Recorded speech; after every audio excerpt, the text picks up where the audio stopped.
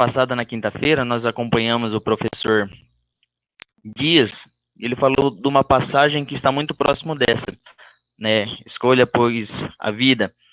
Então, durante a apresentação, pode ter eu vou mencionar algumas falas do professor, algumas reflexões que ele fez, porque são dois temas que estão muito próximos ali no capítulo 30. Então, primeiro vem a palavra está perto de ti, e depois, então, vem o tema que foi apresentado pelo professor Dias. Então, é um tema bem próximo, pode ser que, então, eu repito algumas reflexões. E, de fato, vou repetir porque foram belas e bonitas colocações que ele fez semana passada. Certo? Então, vamos começar com uma breve oração. Em nome do Pai, do Filho e do Espírito Santo. Amém. Iluminai as trevas do meu coração, concedei-me uma fé verdadeira, uma esperança firme e um amor perfeito. Dai-me, Senhor, o reto sentir e conhecer, a fim de que possa cumprir o sagrado encargo que na verdade acabais de dar-me. Amém. São Francisco de Assis, rogai por nós. Nossa Senhora de Fátima, rogai por nós. Em nome do Pai, do Filho e do Espírito Santo. Amém. Então, uma recapitulação do encontro da semana passada. Então, a máxima do encontro era a seguinte: Deus ele nos propõe, respeitando a nossa liberdade, dois caminhos. O primeiro caminho, a proposta então é a vida. E o segundo caminho está bem claro então, que é a morte. Cabe a nós então escolhermos, ou nós escolhemos a vida, ou escolhemos a morte. Porém, a liberdade nós temos. As consequências também nós assumiremos. Então é mais ou menos aquele ditado, então, ó, nós escolhemos o que plantamos, mas não escolhemos o que vamos cultivar, o que vamos colher, porque a colheita ela é fruto então dessa escolha. Então, assim, aquele que escolhe a vida, segue os mandamentos, e por meio dos mandamentos, então, amam a Deus. E a consequência, então, que coloca ali no livro do Deuteronômio, para quem escolhe a vida, bem colocado pelo professor, isso é a bênção. Então, quem escolhe a vida é a bênção. E, porém, quem então vai por outro caminho, escolhe a morte, é o sinal então dessa desobediência. Enquanto a vida está ligada aos mandamentos que transmitem a ideia do amor a Deus, na escolha da morte, nessa desobediência, então, é essa ruptura.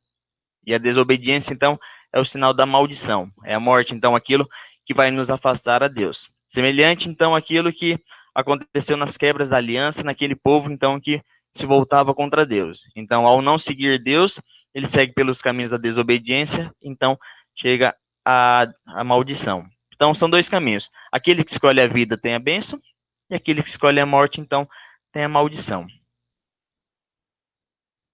Certo? Próximo slide. Então, a opção pelo caminho. Então, qual? Deus, então, ele propõe um caminho, ele não impõe. É o respeito à nossa liberdade, embora apresente as consequências de cada escolha. É uma opção, segundo, então, essa liberdade. O professor Padre Luiz mencionava que essa nossa liberdade, ela não é tão, entre aspas, tão liberdade, porque tem as contingências, tem aquilo que nos limita de certa forma. Então, de fato, então temos essa liberdade para escolher, de acordo então com a carga que nós recebemos externa. E também então aquilo que nós recebemos é a própria palavra de Deus. Então, assim, essa escolha, ela é um caminho e a consequência vem junto com ela. Toda escolha então ela vai gerar uma consequência. É o fruto então dessa liberdade, ela vai ter sempre essa consequência. E quais os frutos? Os frutos então são ou a bênção ou a maldição. A bênção, então, é bem claro que está na descendência frutuosa da terra. Deus, então, quando ele promete nas suas alianças, ele faz essas suas alianças, ele sempre, então, promete, uma das promessas que está ali, então, é a frutuosa descendência. Sim, uma descendência que perpetuará. É sempre, então, uma visão de futuro. E nessa descendência, então, que vai perpetuar, que vai ser uma longa, grande descendência, está, então, o sentido da vida. É aquele, então, que escolhe o outro caminho, que é contra esses mandamentos, que não pratica os mandamentos, e logo, então, não transmite, não amam a Deus, escolhe, pois, então, o caminho da morte. Então, essa é a consequência. E assim, então, tem essa belíssima canção do Padre Zezinho, que acho que é conhecida por todas, é uma música popular. Padre Zezinho, um grande catequista, através das suas músicas. Então, ele traz essa catequese para nós. Então, diante de ti, ponho a vida e ponho a morte.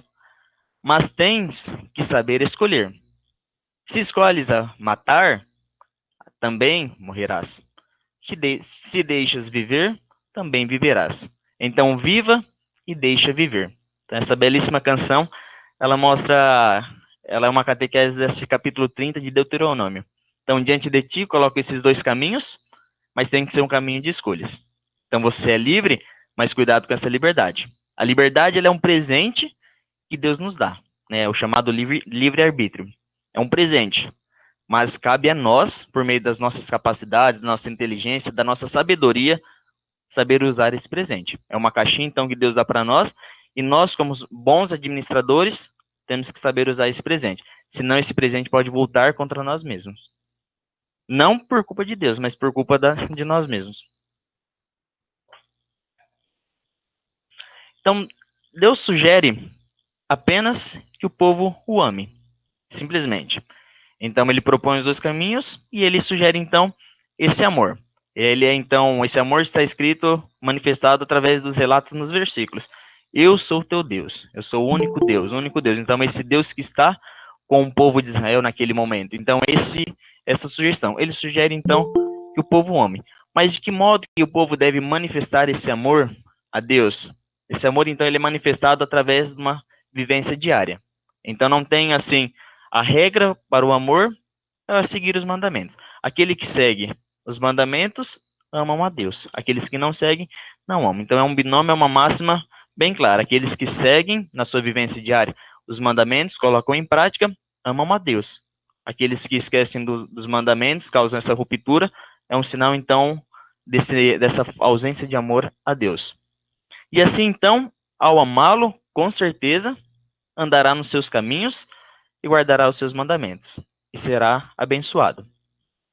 E assim, então, quem permanece com o Senhor habitará no reino dos céus. Então, quem escolhe amar a Deus, tem essa vivência diária, é abençoado, tem essa descendência frutuosa, que recebe a bênção, e por fim, então, quem permanece com o Senhor, além dessas bênçãos, ainda tem a garantia de habitar no reino dos céus. Então, esse é o caminho da vida, né? Esse caminho que Deus sugere para nós, o caminho do amor. E assim, sobre esse caminho, uma colocação interessante é que, assim, o livro do Deuteronômio, a, a tradução dele, literal, significa a segunda lei. Mas uma reinterpretação seria mais ou menos assim, podemos mais ou menos fazer do seguinte modo. É uma reinterpretação da lei, porque é uma reinterpretação segundo o amor, né? Então, assim, não que na primeira lei não teve esse amor, claro, com certeza teve o amor, mas nessa reinterpretação, a partir dessa colocação do amor, então, assim, Deus, ele dá essa possibilidade, ele vai se colocando, assim, apresentando como esse Deus amoroso que caminha com esse povo. Então, essa é a sugestão. É um Deus ali que propõe essa reinterpretação, nos dá essa possibilidade dessa segunda lei, essa reinterpretação amorosa da lei, e é um Deus, assim, que quer permanecer conosco. Então, a leitura do Deuteronômio, ela é seguida nesse Deus que quer estar conosco. Mas o povo, então, Deus, ele quer permanecer, mas o povo, eles são tentados a caminhar pelo outro lado, a seguir os ídolos. Então, o caminho de Deus é o amor, mas o povo é tentado a seguir pelo caminho dos ídolos. Então, essa interpretação, uma segunda lei, né, segundo o amor de Deus, uma reinterpretação, segue nessa linha. Deus que sugere apenas que o povo ame.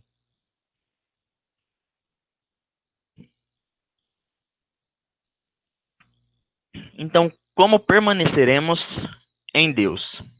Primeiramente, então, pela vivência da palavra da lei, com certeza, então essa palavra que ela é revelada, pela sua observância diária, essa lei ela é vivenciada e ela deve ser aplicada na comunidade, não tem uma lei assim a lei não é uma lei individual e puramente teórica, que só está na cabeça de um indivíduo, ela sempre tem que ser aplicada nessa comunidade.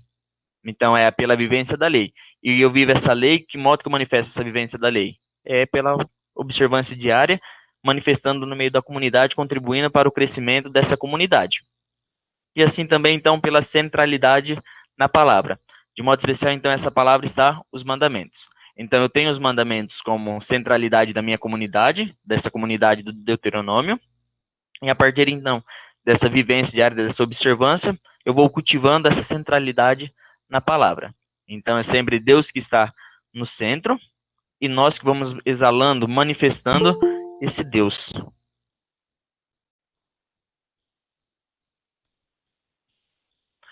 Então, o contexto dos capítulos 29 e 30 de Deuteronômio. Então, Deuteronômio 29, ele apresenta a renovação da aliança com Moabe. Então, segue o trecho, um breve versículo. Vós vos colocastes hoje diante do Senhor vosso Deus, a fim de entrar na aliança do Senhor teu Deus, que o Senhor teu Deus assume hoje contigo, para que hoje ele te constitua como seu povo, e que ele próprio se torne o teu Deus. Então, aqui nesses pontos que eu assinalei de cor vermelha, então mostra aquilo que eu falei, a opção que Deus propõe. A proposta de Deus é o amor. A manifestação, o sinal que o Deuteronômio coloca de Deus é o amor de Deus, é um Deus amoroso, que mesmo confrontado diante dos ídolos, ele é um Deus que quer tomar o povo para ele, quer reconquistar esse povo que caiu na tentação dos ídolos. Então, por isso que coloca sempre o vosso Deus, o teu Deus, e por fim ele então que esse povo se tenha ele como Deus. Então, essa renovação da aliança com Moabe é o seguinte: o decálogo, ele foi colocado para nós, ele foi revelado no Sinai. Então, ele é revelado no Sinai por meio de Moisés. Então, Moisés recebe as tábuas da lei.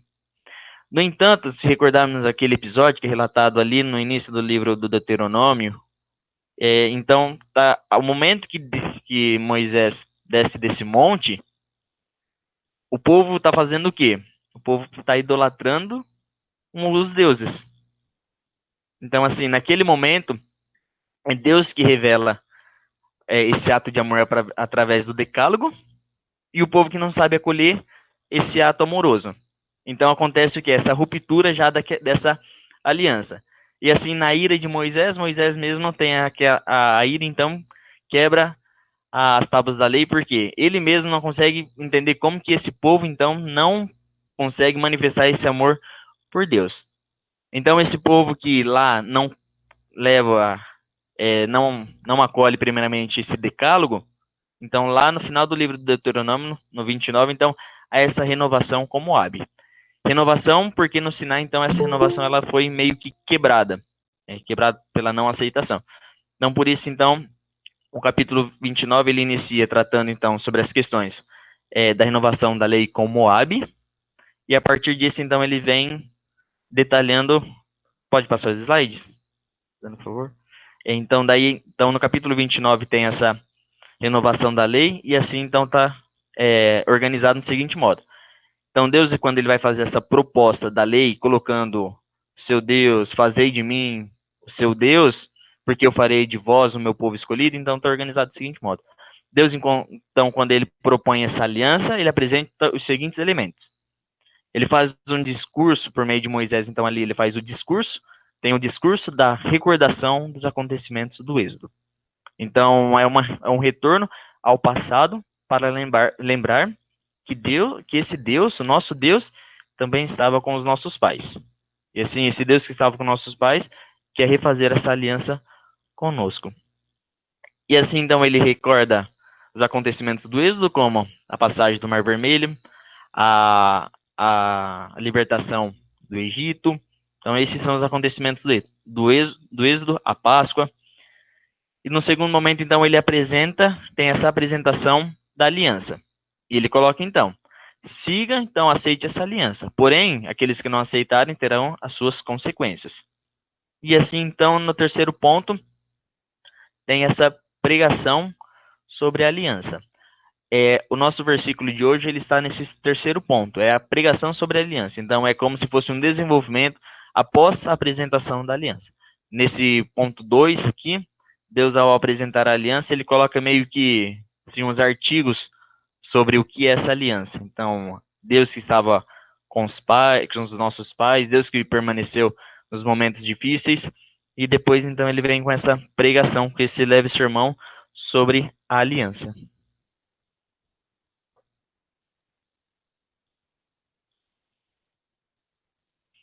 Então, a observância da lei. Então, a pergunta, por que há várias exortações à observância da lei? Então, então esse versículo 28 do capítulo 29 ilustra bem. As coisas escondidas pertencem ao Senhor nosso Deus. As coisas reveladas, porém, pertencem a nós e aos nossos filhos para sempre, para que ponhamos em prática todas as palavras desta lei. O que quer dizer isso? Então, por que tanta insistência? Observar a lei, viver essa lei. Por quê? Porque nesse momento também tinha muita especulação. Ao aceitar a ideia dos vários ídolos, dos pequenos deuses, então, assim, eles acreditavam então em coisas esotéricas, coisas assim que estavam ocultas. Então Deus ele se volta ali por meio de Moisés, ele questiona: o que é mais fácil, então, aceitar? Aquilo que é revelado para vocês, que vocês têm um pleno conhecimento que está na sua frente, que eu, o seu Deus, revelou? Ou é mais fácil acreditar em especulações, ideias que vocês mesmos projetam? Um exemplo disso, o próprio bezerro de ouro, especulações. Então, é um reforço. Por que essa observância? Porque a observância é própria dos filhos de Deus.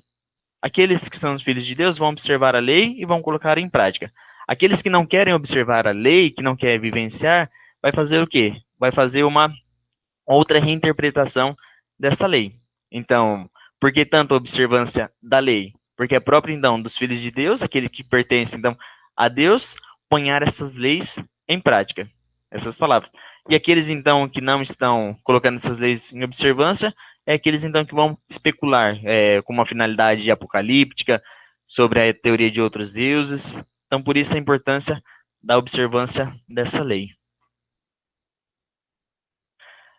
É, o que foi revelado, né? Ordena, então, a concentração da observância da lei divina no lugar da especulação, de modo especial sobre os propósitos de Deus.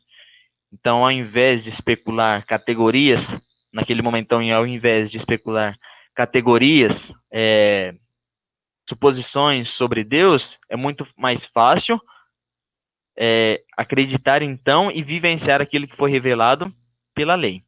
Então, ao invés de pensar e postular falsas categorias, falsos pensamentos, é muito mais fácil, então, se concentrar na observância da lei. Então, assim é uma exortação. Então, ao invés de ficar buscando entender as coisas que estão ocultas, faça o contrário.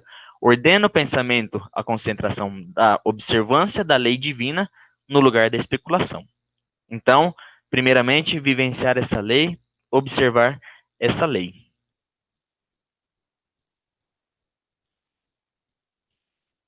Então, o que é essa lei? A lei não é um conhecimento esotérico, não é algo oculto a nós. Ela é algo que ela foi revelada. Então, Deus revelou a lei no Sinai para Moisés. Moisés, naquele momento, então, ele foi o mediador. Então, a lei, ela não é um conhecimento esotérico. Então, ela não é um conhecimento além que nós não conhecemos, algo oculto. Então, não precisando de um intermediário para que a comunique. Então, a partir de que ela foi comunicada para nós, nós compreendemos porque ela foi revelada. Então não precisa então de intermediários. Esses intermediários então são colocados ali como os falsos profetas, os falsos anunciadores da lei. Então não precisa mais porque ela foi revelada a cada um daquele momento. Pelo contrário, ela é recitada então na aliança. O Senhor coloca à disposição de obedecer no coração. Então não precisa então de alguém que comunique, né? Precisa sim de alguém que ensine essa lei e alguém que reinterprete essa lei, que é o que o novo Moisés, assim como Mateus apresenta, Jesus como novo Moisés vai fazer. Então Jesus é aquele que vai reinterpretar a lei ele vai comunicar e ensinar essa lei, de modo especial como acontece no Sermão das Bem-aventuranças. Então, sim, precisa sempre de alguém que reinterprete essa lei, como também vai acontecer com os profetas ali mesmo no Antigo Testamento. E assim, então, alguns livros que apresentam essa ideia de que Deus, ele coloca essa lei em nossos corações para que então nós possamos colocar em prática. Então, no livro de Jeremias diz: Eis a aliança que então farei com a casa de Israel, oráculo do Senhor. Eu lhe incutirei a minha lei, eu a gravarei em seu coração. Serei o Deus e Israel será o meu povo. Então, essa noção não é uma lei que está fora, mas é uma lei que já está em nosso coração. E assim, outra passagem então do livro de Ezequiel: Dentro de vós colocarei meu espírito, fazendo com que obedeçais as minhas leis e sigais e observais os meus preceitos. Então, a ideia que fica nessa colocação desse slide: a lei não é algo que está fora, não é algo somente especulativo que está lá no mundo das ideias, longe. A lei é muito mais, ela está em nosso coração, ela é algo revelado. E acolher essa lei é acolher o amor de Deus. Então, essa é a ideia. Então, é uma lei que está em nosso coração, é Deus que coloca ali, basta nós, então, que obedeçais essas leis e sigais observando esses preceitos.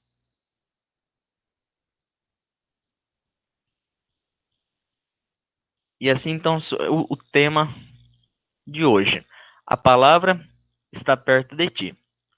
E assim, então, o questionamento, inúmeras vezes também, esse termo aparece ali, a palavra, né? Então, o que quer dizer essa palavra? Qual a palavra? Então, a palavra, o primeiro questionamento que vem, a palavra que está sendo mencionada é os mandamentos? É o decálogo? Então, qual é essa palavra? Com certeza, então, é a totalidade da palavra de Deus recebida. Então, essa palavra está perto de ti. Essa palavra, então, ela não pode ser somente diminuída, reduzida ao decálogo, mas sim a toda a revelação que Deus faz para esse povo de Israel. Então, qual a palavra? A palavra, então, aqui vai sobre todas as revelações que Deus faz a Israel. Então, aqui vem a máxima, um dos pontos, um dos versículos mais importantes da religião judaica, e para nós também um versículo muito importante, de modo especial, então, no livro do Deuteronômio, é o chamado o Shema, o código ali da aliança, o código do amor, onde Deus manifesta, então, esse amor. Então, ouve, ó Israel, o Senhor nosso Deus é o único Deus. Portanto, amarás o Senhor teu Deus com todo o teu coração, com toda a tua alma e com toda a tua força. Então, assim, numa outra tradução, esse ponto fica, esse versículo fica mais claro. Em outras traduções trazem assim: o Senhor nosso Deus, vírgula, somente Deus. Somente Ele é Deus. Então, assim, então aceite Ele somente, porque somente Ele é o nosso Deus. Então, é uma aplicação, assim, não só da ideia de um Deus, de uma religião já monoteísta, onde recusa as ideias de outros deuses, mas é uma apresentação, então, desse Deus único, essa revelação do Deus único que está com o povo, e ele que pede, então, para esse povo a fidelidade a Deus. E essa fidelidade, então, que é o amor, amar a Deus com todo o coração, a centralidade ali, então, da vida que está ali no coração, com toda a tua alma e com toda a tua força. E assim, então, poder emanar todo esse amor que está dentro do homem, dentro da pessoa, poder emanar, exalar esse amor para a comunidade.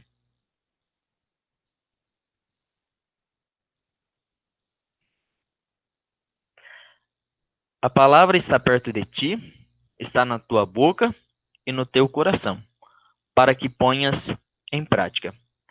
Na tua boca, por quê? Então, para que possas, então, confessar o único Deus. Mas somente pode confessar verdadeiramente o único Deus aquele que tem o Senhor Deus no coração. E o amor, então, ele não pode ficar somente nessas palavras. O amor não é algo somente nas palavras, então ele é algo que deve penetrar o mais fundo do homem ali, o mais fundo da pessoa, então deve entrar então no coração, para que possa crer. Então, estando no coração, para que possa crer. estando na boca para que possa confessar.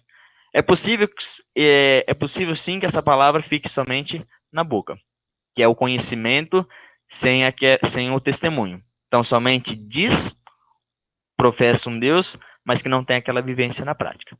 Já aqueles que têm, então, Deus como amor, esse Deus no coração, acreditam em Deus, e como consequência lógica, é capaz de professar verdadeiramente Deus.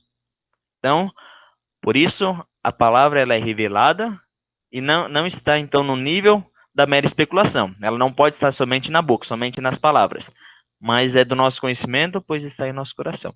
Ela é mais, então, de palavras, ela é mais que palavras bonitas. Ela é mais que palavras bonitas, é mais que palavras acertadas. Ela é uma palavra que é vivenciada. É uma palavra que surge, então, a partir do testemunho e dessa crença no acreditar, então, na revelação de Deus. Então, jamais essa palavra de Deus, jamais toda essa revelação do ato amoroso de Deus que ele faz conosco, jamais pode estar, então, nesse nível da especulação, nesse nível somente do bom conhecimento, desse conhecimento que só sabe falar sobre Deus, mas não consegue, então, essa vivência sobre Deus. É o que vai acontecer, então, depois com os falsos sacerdotes e posteriormente no Novo Testamento com os doutores da lei, que sabem, então, todos sabem a lei de cor, os 613 mandamentos, mas então na hora de colocar em prática, eles acabam pecando porque eles não conseguem então testemunhar essa lei. São homens inteligentes, são colocados como mestre, mas na hora da vivência dessa palavra, né, essa palavra que ela não entra no coração. Então, certamente esse versículo ele é um apelo para que essa palavra não seja uma palavra superficial, somente em palavras com P minúsculo, palavras cotidianas, mas seja algo com esse P maiúsculo, essa valorização da palavra, essa valorização da revelação, esteja no coração. Tem mais do que saber, praticar, porque aquele que pratica já consegue vivenciar ela, consegue testemunhar essa palavra. E assim, então, surge a bênção. Lá no começo, então, o professor Dias mencionou isso na semana passada, na quinta-feira passada. E então a bênção. Então, aquele que escolhe o caminho da vida, como vimos lá atrás, aquele que escolhe o caminho da vida, a consequência será essa bênção, certo? E qual que é a bênção, então? Se ouves os mandamentos do Senhor teu Deus, que hoje te ordeno, amando o Senhor teu Deus, andando em seus caminhos e observando seus mandamentos, seus estatutos e suas normas, então, viverás e te multiplicarás. Então, é a ideia de uma vida frutuosa e a bênção do Senhor, que é a geração, que é essa frutuosa descendência. Então, é a maior bênção ali daquele momento, a maior bênção até para o homem é essa, é a multiplicação da sua descendência, para que não termine no hoje, mas que se estenda no futuro, na eternidade, esse nome, que leve para as outras gerações. Então, aquele que segue a vida, ele faz isso, ele faz, né, ele cumpre esse versículo. Então, ele anda nos caminhos do Senhor, ele observa esses mandamentos, observa os estatutos e leis. E como consequência, então, a bênção, então, vem a vida frutuosa e a descendência.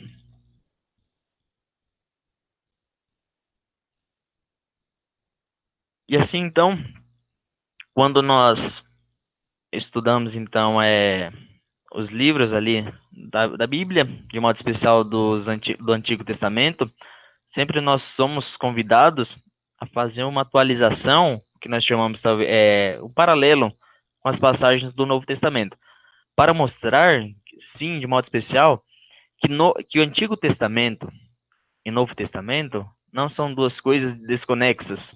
Então, existiu um primeiro bloco, Antigo Testamento, que devemos deixar em um lugar. Quando nós terminarmos de ler esse bloco, vamos começar o Novo Testamento. Isso jamais. Então, essa atualização com o Novo Testamento, justamente essa ideia que nós fazemos, então, de mostrar esse liame, né, essa conexão entre Antigo Testamento e o Novo Testamento. Então, lá vem no Antigo Testamento tem bem claro, então, a criação, as profecias acerca do Messias, e aí no Novo Testamento, então, que vem como continuidade, vem, então, a encarnação do Verbo, a encarnação do Messias. Aqui eu coloco um ponto que quando são feitas as reuniões para escolher o tema, o livro do ano para ser abordado, como no mês da Bíblia, o livro do Deuteronômio, acredito que pelos comentários que teve no tempo em que foi publicado, que não foi um dos livros esperados, porque nós muitas vezes esperamos livros ali do Novo Testamento, nesses livros que para nós são mais conhecidos, ou algum livro dos profetas, né, como o profeta Isaías, que é bastante conhecido, o próprio profeta Ezequiel, ou Jeremias, que tem passagens bonitas. E assim, quando foi escolhido o livro do Deuteronômio, um livro lá dos primeiros livros da Bíblia, então assim, causa não um espanto jamais, mas sim, um certo desinteresse. Mas a importância do livro Deuteronômio na Bíblia, ele é de grande importância, porque junto com o livro dos Salmos, o livro do Isaías, se eu não me engano, então, o livro do Deuteronômio, ele é o terceiro livro mais citado no Novo Testamento. Frequentemente, então, Jesus vai colocando ali as suas palavras, e ele sempre, então, faz referência ao livro do Deuteronômio. Esse livro do Deuteronômio, ele é um livro muito importante, porque ele é a Torá judaica, é o livro da lei. Então, assim, ele compõe a Torá, aquilo que, então, o judeu deve levar embaixo do braço para a sua vida. Então, a escolha do livro do Deuteronômio é muito assertiva, e é importante não fazer esse paralelo, né? De modo especial, o próprio Shema é feito paralelo com a parábola do semeador. Algumas colocações do livro de Deuteronômio, Jesus, ele lá no templo, quando vai falar com os doutores da lei, sempre faz essa menção ao livro do Deuteronômio. Então, fazer essa atualização, fazer essa conexão entre os livros é muito importante, né? Mostrar, então, que a Bíblia ela é uma revelação contínua, não é algo que é revelado num tempo e depois Deus para de revelar para revelar o Novo Testamento. Então, é uma revelação contínua. Então, aqui no livro de João, então, tem essa máxima: e o Verbo se fez carne e habitou entre nós, e nós vimos a sua glória. No Antigo Testamento, a glória de Deus se manifestava graças aos prodígios realizados por Deus em favor do seu povo. Então, assim, Deus, no Antigo Testamento, então, havia as teofanias. E o que são as teofanias? Então, são os sinais da presença de Deus. O que significa, então, teofania? É a manifestação de Deus através ali da natureza, essa manifestação de Deus. Um exemplo bem claro de teofania é a revelação da lei, o decálogo a Moisés. Isso, então, é uma teofania. Então, a partir dessas teofanias, dessas revelações de Deus, mostrava, então, essa proximidade de Deus com o seu povo. Então, no Novo Testamento, a ressurreição do Verbo é, então, o sinal por excelência da glória de Deus. Como? No Antigo Testamento, então, por meio das teofanias, Deus, ele meio que manifestava o seu sinal. Então, Deus manifestava um sinal para o povo, por meio dessas teofanias, mostrando, então, essa proximidade. Então, era um sinal que significava a proximidade do Deus com o povo de Israel. No Novo Testamento, então, acontece o quê? Não somente um sinal, mas acontece a excelência do sinal. Não é um Deus que somente revela esses sinais por meio da teofania, mas é um Deus que encarna e está conosco por meio do Verbo, por meio de Jesus Cristo. Então, essa palavra que lá dizia, então, é uma palavra que estava perto de ti, essa palavra, então, ela permanece ali, ela é vivenciada, e no Novo Testamento ali, na encarnação do Verbo, é uma palavra que habita entre nós, que assume a nossa humanidade.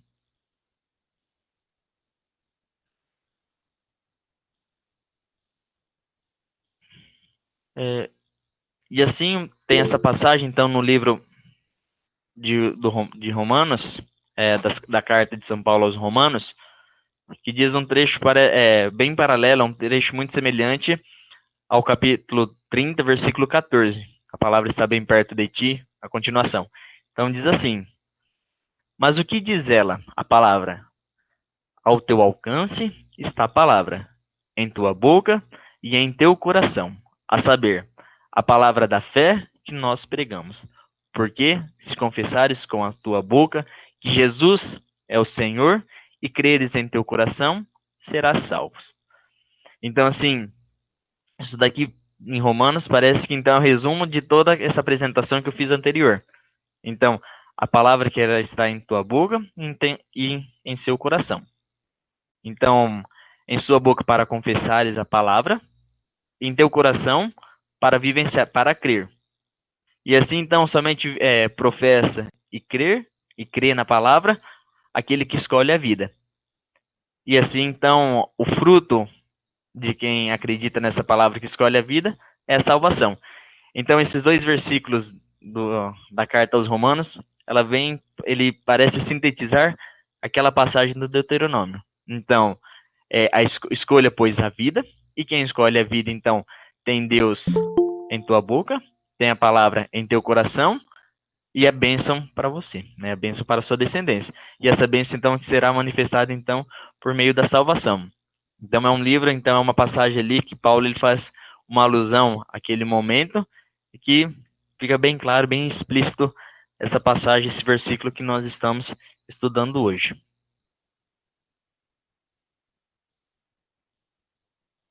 E assim, então, na aplicação então dessa atualização, nós lá percebemos então que o livro do Deuteronômio ele faz uma alusão ao próximo, ao nosso próximo. Então, essa palavra que ela deve ser observada e exalada, vivenciada na comunidade.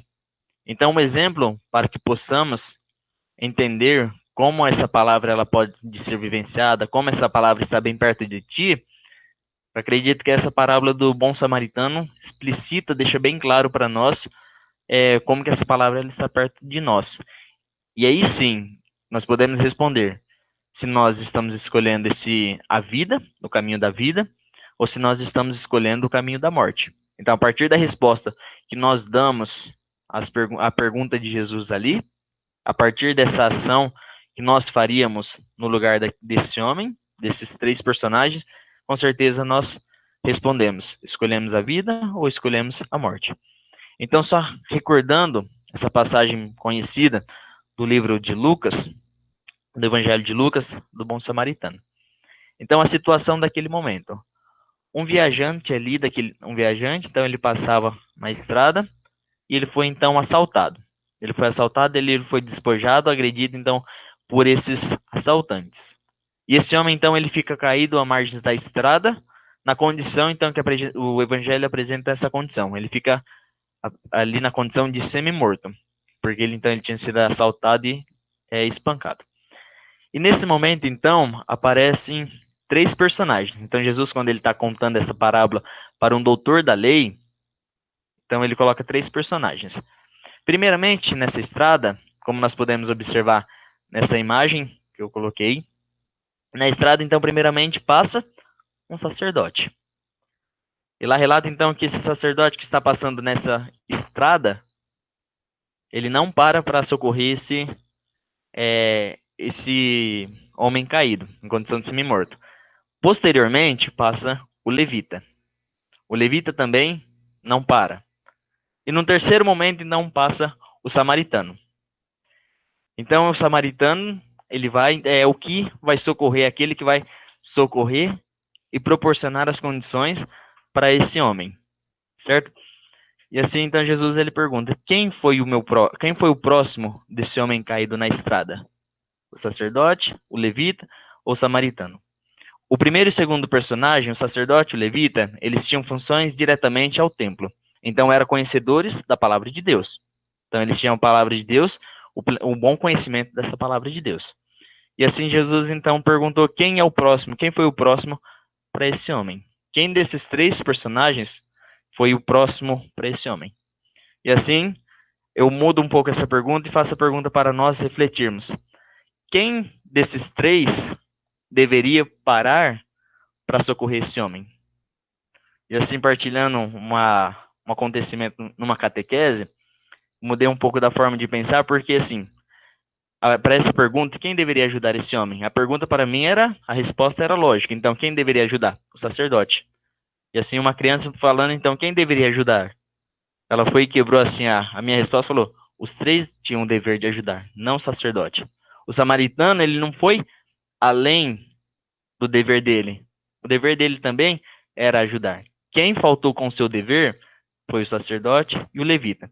E assim, então, para mim, quem deveria ajudar? O sacerdote. Então, quando nós pensamos nessa passagem, nessa parábola, quem deveria ajudar esse homem?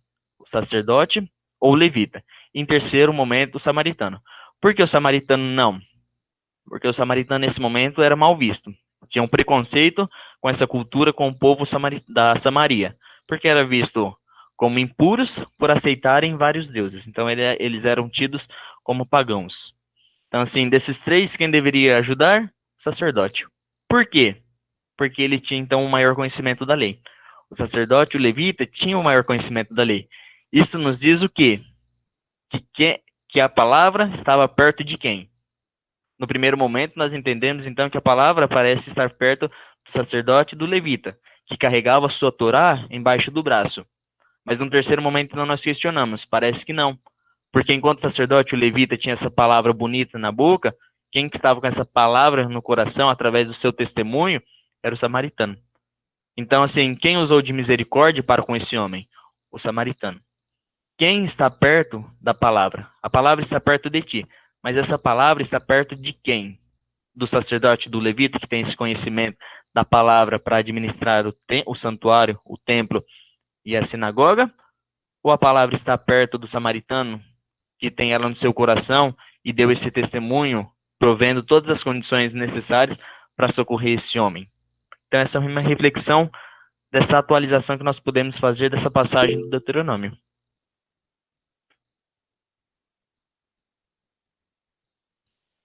E assim, então, uma atenção sobre essa passagem, né?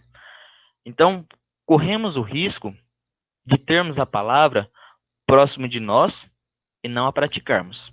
Como então a parábola ela explicita o caso do sacerdote, personagem do sacerdote. Então ele tem esse conhecimento da palavra, da revelação, mas então ele peca naquele momento porque ele não coloca ela em prática. Então temos o conhecimento, temos o risco então de cair nesse problema de ter a palavra somente na boca, só ter esse conhecimento e não praticar na comunidade, não testemunhar.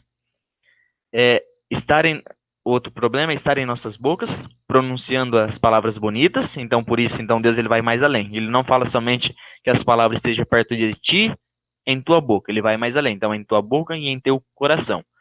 Mas que seja uma palavra, então, que esteja em nossos corações. Não somente por palavras bonitas, mas também por gestos e testemunhos bonitos. Testemunhos bonitos e palavras bonitas. Então, essa é a sintonia perfeita ali para essa passagem. Então, para a nossa vivência cristã. Testemunhos bonitos e palavras bonitas. Aquilo, então, que São Francisco de Assis disse para os seus irmãos de comunidade, para os seus fráteres. Se necessário, diga algo, fale algo. Mas se não, somente o testemunho basta. Então, é isso daí. Então, testemunho bonito, palavra bonita. E o simples, então, pelo sacerdote, pelo levita, então, nós vemos, então, que o simples conhecimento teórico da palavra que está perto de nós não é o suficiente. Então, por isso, então, que eu insisti ali, é necessário a observância, a sua prática cotidiana. Por isso, então, em vários slides, eu coloquei a atenção, então, sobre a palavra observância. E parecia, então, repetitivo ali no começo da apresentação. Observância, observância, observância. Por um lado, eu estava repetindo essa palavra como um método para que isso fique em nossas cabeças, que isso fique gravado, a importância dessa observância. A observância da lei que leva a essa prática cotidiana. Então, não é somente um simples conhecimento teórico, mas essa observância. Então, um ponto, uma palavra importante hoje nessa apresentação, nessa conferência, então é essa observância. Observância, observância, essa prática, a palavra de Deus. E assim, então, Deus nos diz, né? Mateus relata, nem todo aquele que diz Senhor, Senhor, entrará no reino dos céus, mas sim aquele que pratica a vontade de meu Pai, que está nos céus. Então, essa passagem ela vem como uma exortação, ela vem como um alerta para todos nós cristãos. Essa palavra que ela está perto de nós, mas que modo que nós estamos acolhendo a palavra. Nem todos que professam Senhor, Senhor, entrará no reino dos céus, mas sim aquele que pratica a vontade de meu Pai. Mais uma vez, eu ressalto a importância da observância na palavra de Deus. Não é somente, então, o conhecimento, mas a observância. E é isso, então, que o livro de Deuteronômio vai fazer. Então, essa observância e essa prática contínua na palavra de Deus.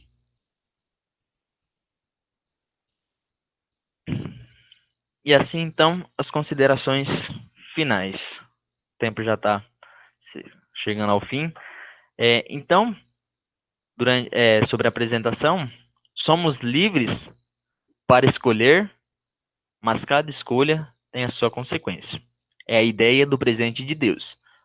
Deus nos deu a liberdade como presente, para nós fazermos as nossas escolhas.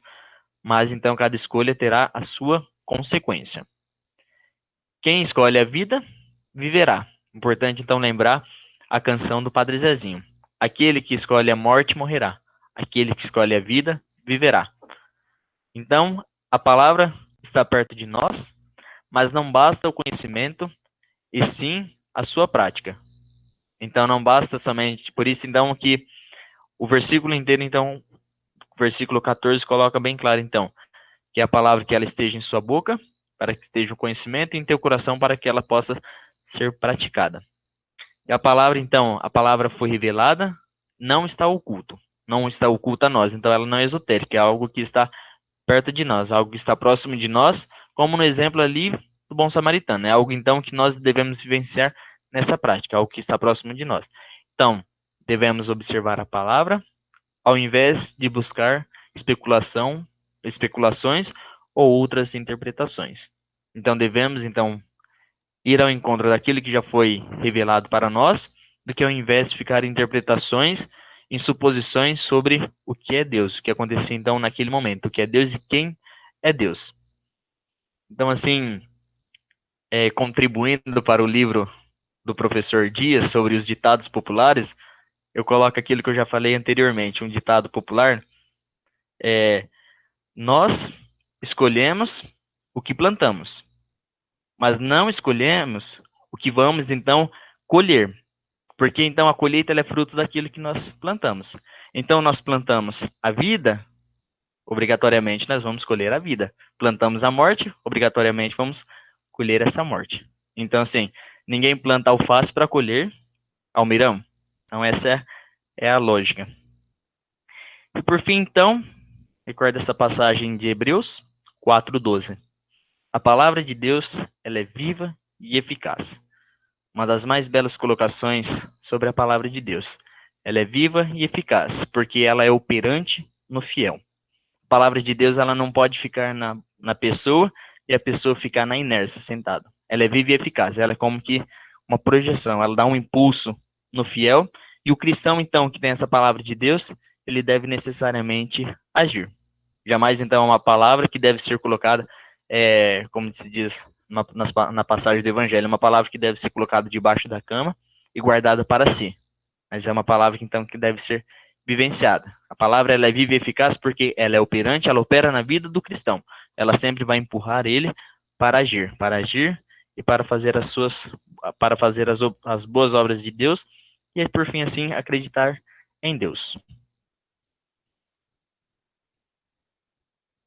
E é isso. Então, retomando mais uma colocação, aceitar a palavra de Deus é uma decisão e vivenciar ela no dia a dia também é uma decisão.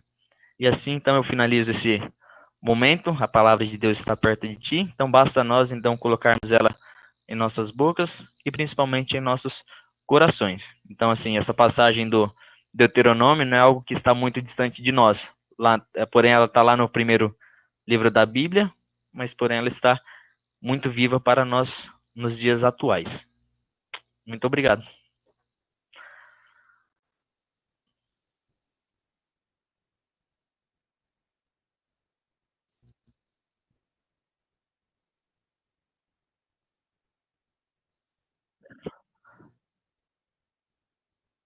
Opa, ah, vamos lá. Ixi, tomara que não seja assim, no nível da semana passada, né? Porque semana passada capricharam nas perguntas.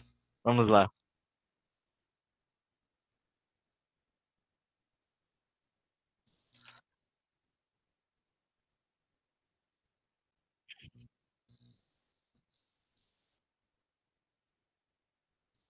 Beleza. Então, eu mencionei uma parte sobre isso, na apresentação. É assim, então um grupo de biblista, para escolher, a pergunta então foi a seguinte: como é escolhido o livro a ser estudado no mês de setembro, né, na Igreja do Brasil? Então, em determinado mês, um grupo de biblistas eles se reúnem, representando assim os maiores grupos de pesquisa bíblica do Brasil.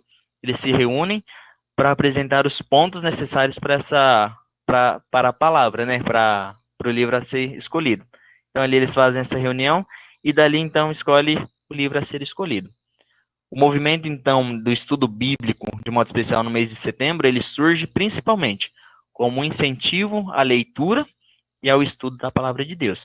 Porque então parte da seguinte ideia: se estuda então um livro em setembro ali, dá esse enfoque, igual damos agora no livro de Deuteronômio, temos então esse conhecimento desse livro, né, do Deuteronômio. Então, assim, qual o sentido disso? Principalmente catequético, no segundo momento, não, esse amor à palavra de Deus. Então, tornar esse livro mais conhecido, mas um momento catequético. Então, assim, é a partir de reuniões entre importantes representantes de grupos de pesquisa bíblica no Brasil.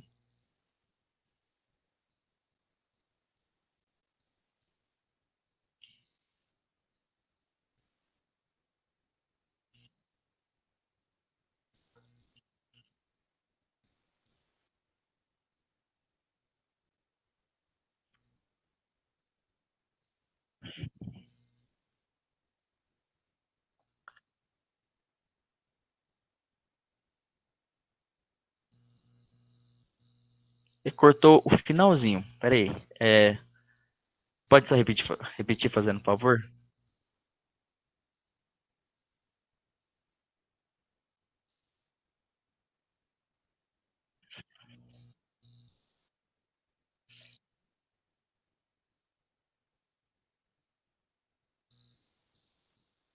Então ali, eu sugiro então ali a leitura então do Deuteronômio 30, a partir do versículo 15.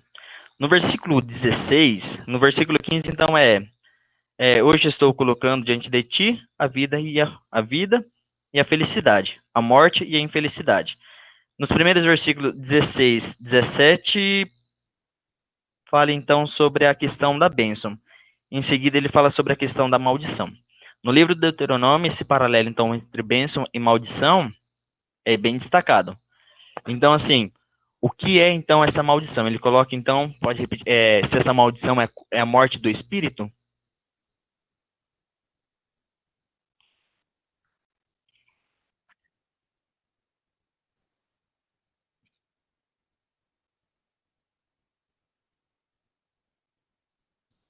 Com certeza, a morte no espírito, a morte física ela é algo natural, mas essa morte no espírito ela acontece, né? Então ali, quem tem essa bênção, quem escolhe a vida, o fruto então é o quê? Essa salvação, habitará no reino dos céus.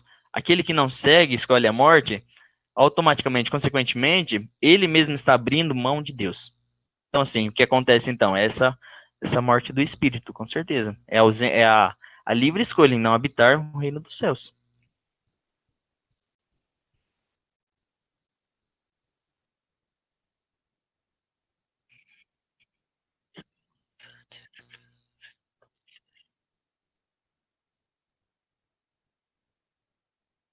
Agora eu achei a dele, mas a pergunta de quem que mandou agora?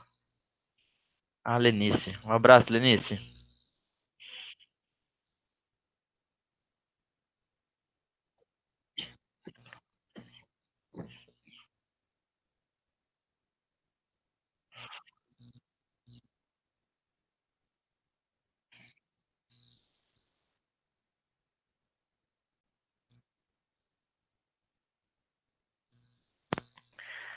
Então, essa daí é uma pergunta assim que ela traz um grande desafio para a nossa pastoral catequética.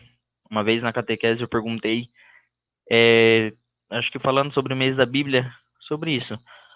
A Bíblia ela é tão bonita, né, e assim, nós estudamos sobre a Bíblia. Como colocar isso, tudo isso que vocês responderam para mim, né, tudo que vocês apresentaram, essas respostas bonitas, para as pessoas, para que a partir da palavra de Deus elas tenham uma nova vida, elas tenham essa conversão. E assim, as crianças mesmo, elas não souberam responder. Elas viram assim, é uma pergunta difícil. Elas falavam principalmente, como colocar essa palavra para os catequizandos, né?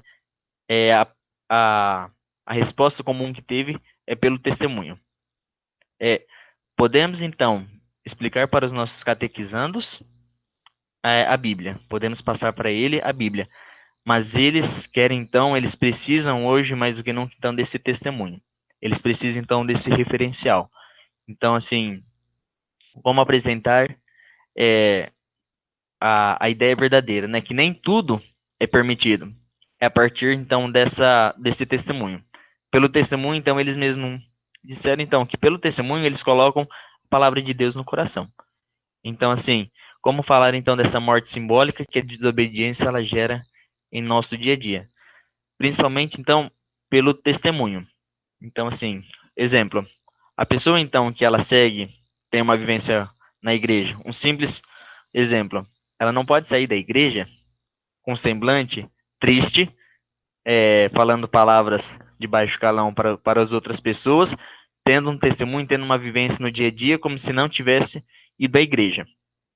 Entendeu? Então, assim, primeiramente é isso. É exalar o que acontece dentro da igreja, é esse testemunho. E essa morte simbólica, como falar dessa morte simbólica? Assim, a morte, ela não é simbólica, entendeu? Então, assim, falar que, então, o espírito morre não é simbólico, entendeu? Então, falar assim, que nós não vamos para o céu, ele não é simbólico. Mas eu entendi muito bem a pergunta, assim, no sentido que, como falar de um modo para não assustar as crianças. Exatamente. Então, assim, é assim, a verdade, ela vos libertará. Então, assim, não podemos, então, omitir, né, tratando como algo encantador, sim, algo mais, a morte como algo mais, né, suave, mas devemos, então, falar, não com uma tonalidade pesada, claro, mas não podemos, então, omitir.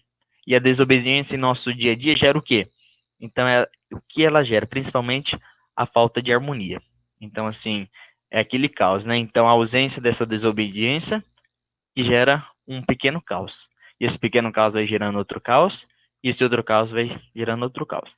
E aí então vem a ação de Deus, Deus que age nesse caos, né? Ele que age nesse caos no sentido de resgatar esse filho, resgatar esse povo. Assim como ele fez então nas alianças. Então é esse povo que vivia ali no caos, desobedecia a Deus, e ele então agia ali para resgatar.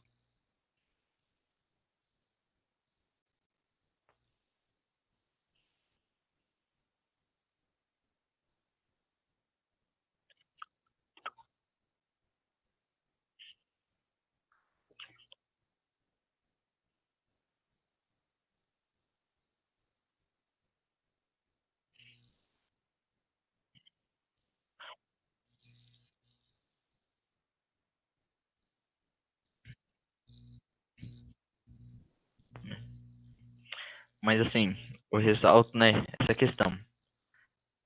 Como é um desafio, então essa pergunta eu lanço para todos, como uma reflexão, de modo especial para aqueles que estão ali na linha de frente com as nossas crianças, né, com a nossa pérola da igreja, né, nossas crianças, os nossos adolescentes e a nossa juventude. Como colocar essa palavra no coração deles, para que não seja somente um conhecimento, e assim muito mais, assim, como fazer eles cativar, ficar encantados pela palavra de Deus, entendeu? Para que então, sim, tenha esse prazer de abrir a Bíblia e assim então e possa então ter esse amor pela palavra de Deus. Então assim, como colocar a palavra de Deus no coração dos nossos jovens? Então assim, é um desafio para todos nós, realmente.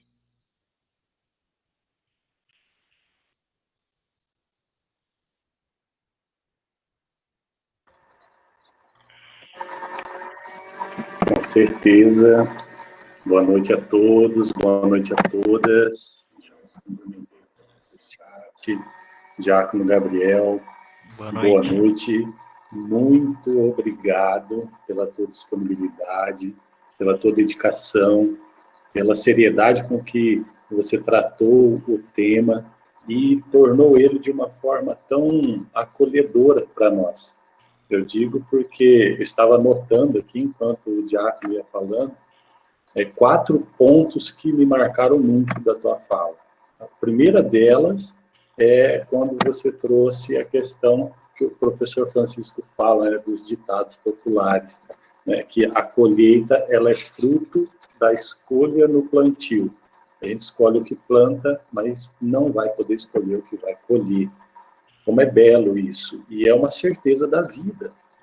E aí, quando você destaca a observância e a prática, não tem como dissociar isso da palavra de Deus, né? Somente consigo praticá-la a partir do momento que a observo.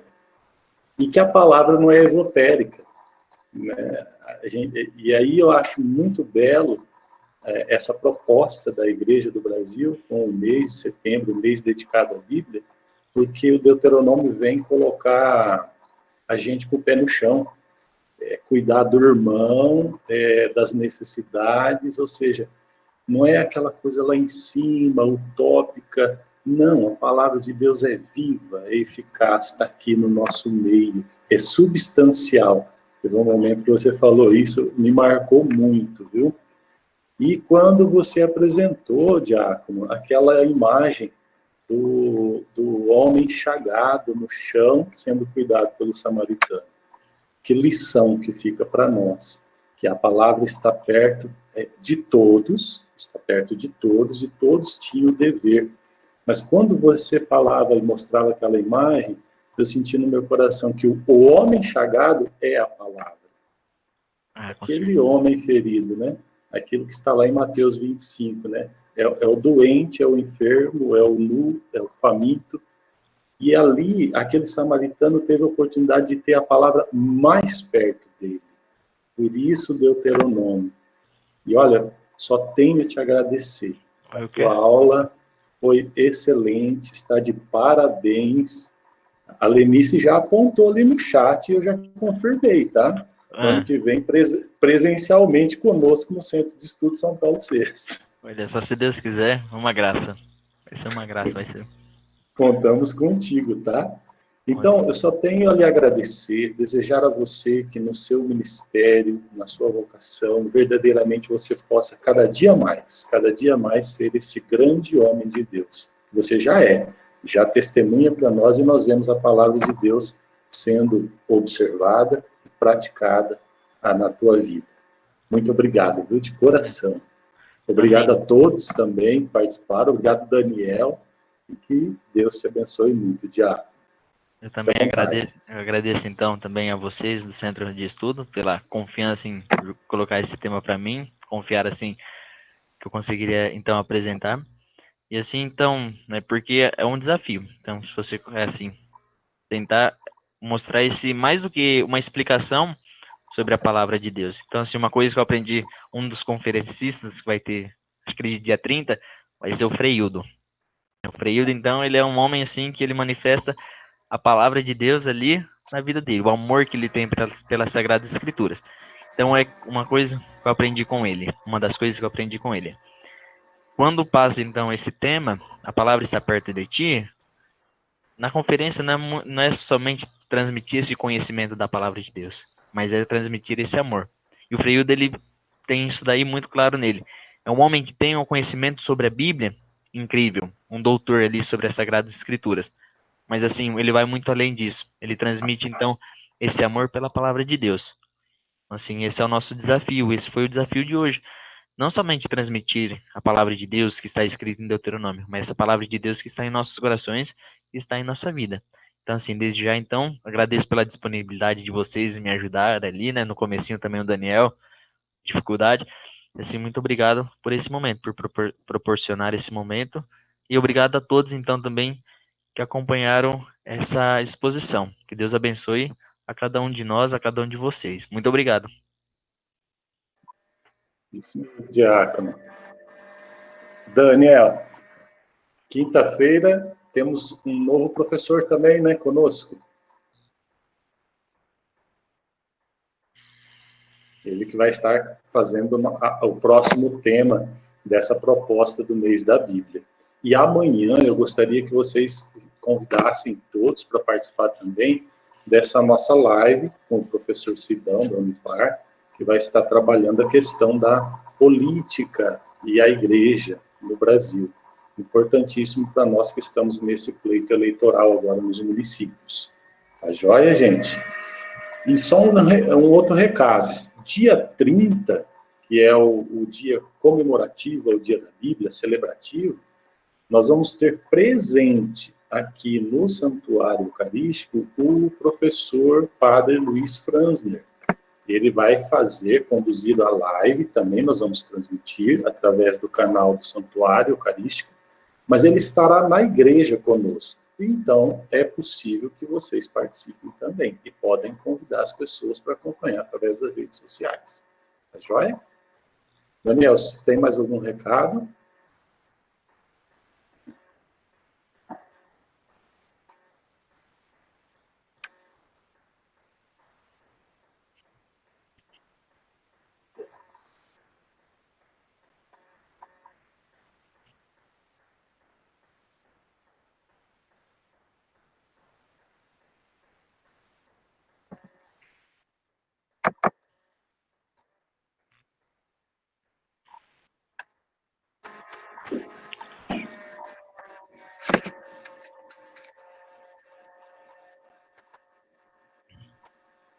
Ô, Paulo Ângelo. Sim, Diácono. Então vamos estender esse convite, que eu acho que aqui nós temos uma pré-candidata, né? Então já fica esse convite para ela, né? Sim, a Fernanda está conosco, né? A Fernanda está conosco, então fica esse convite para ela para participar desse momento. Amanhã é a nossa convidada. Diácono, pode nos dar a bênção? Sim, sim. O Padre Luiz, ele saiu, né? Ele não está? Ele não está. Ele saiu, acho que desconectou no... Acho não, que né? nós não temos aqui. Não. Padre ia sair. Vamos lá? Vamos lá. Em nome do Pai, do Filho e do Espírito Santo. Amém. O Senhor esteja convosco. Ele está no meio de nós. Deus Pai de bondade, rico em misericórdia, que manifestasse tantos sinais e prodígios ao longo da história, e dando-nos o vosso Filho encarnado como presente para nós e para a nossa salvação. Que o Senhor permaneça ao nosso lado e seja para nós o nosso caminho, e que nos ajude constantemente ao nosso discernimento para podermos escolher cotidianamente a vida e assim a prática da sua palavra, a prática da sua lei. Que o Senhor Deus Todo-Poderoso abençoe a cada um de nós, em nome do Pai, do Filho e do Espírito Santo. Amém. Amém. A senhora te fala?